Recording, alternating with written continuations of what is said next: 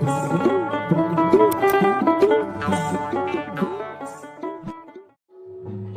মেনকা মাথায় দিল ঘুমটা, এই কথাটার অর্থ কে কখনো বুঝতে চেয়েছেন? চাননি। মেনকাকে ঘুমটা নিতে বলছে, কেন বলছে সে কথা কখনো কেউ জানতে চাননি।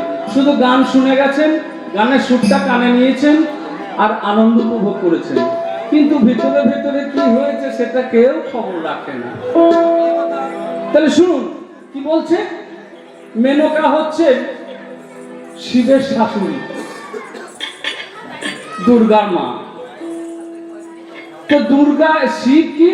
শিব হচ্ছেন একজন সন্ন্যাসী। সন্ন্যাসী বলা যায় না, যাকে ছাই বর্ষ মেখে বলো সাধু পুরুষ, তো তিনি হচ্ছেন শিব। তো শিবের বিয়ে লেগেছে কার সঙ্গে? দুর্গার সঙ্গে। তো যাই হোক, দুর্গার সঙ্গে যখন বিয়ে লাগলো তখন সব যাগযজ্ঞ করে বিশাল একটা আয়োজন করা হলো, দুর্গার বিয়ে লেগেছে। তো শিব তো ছাই ভস্য মেখে থাকে, ওর তো পরনে আমাদের মতো ওই জিন্সের প্যান্ট, তারপরে জামা টামা এসব পাঞ্জাবি ফাঞ্জাবি কিছু নেই। কি আছে না, পরনে একখানা বাঘছালা আছে, হাতে ত্রিশূল আছে আর গায়ে ছাই ভস্য মেখে আছে।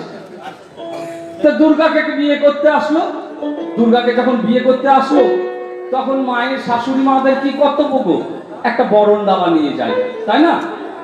একটা বরণ ডালা নিয়ে যায়, সেই বরণ ডালার মধ্যে পান সুপারি হর্তুকি বিভিন্ন সবকিছুই থাকে, তার মধ্যে থাকে সেই ঈশ্বরমূল, যেটা আগে থাকতো, এখন আর ঈশ্বরমূল পাই না, বরণ ডালাতে দেয় না। তাই ঈশ্বরমূল মেনকা সেই কুলোর মধ্যে রেখেছেন। আর ঈশ্বরমূল হচ্ছে শিব যে বাঘছালটা পড়েছিল, সেই বাঘছালের মধ্যে কি আছে না, বাঘছাল তো আটানোর মতন কোনো জিনিস নাই। তো তার কাছে যে সাপ ছিল, সে সাপটা ওই বেল্টের মতো আটকানো ছিল, মানে সাপ দিয়ে বেল্ট থাকতো তার, শিবের। তো শিব যখন দরজায় সামনে এসে দাঁড়িয়েছে বরণ ডালা নিয়ে, শাশুড়ি যখন মেনকা কাছাকাছি এসেছে, আর ওই সাপ যখন ঈশ্বরমূলের গন্ধ পেয়েছে, তখন কি হয়েছে? সাপ বলছে ওরে সর্বনাশ, শাশুড়ি মা আবার কি এসব কি নিয়ে এসেছে। সঙ্গে সঙ্গে বেল্ট খুলে সাপ আমরা ছুটে পালাবার চেষ্টা করছে।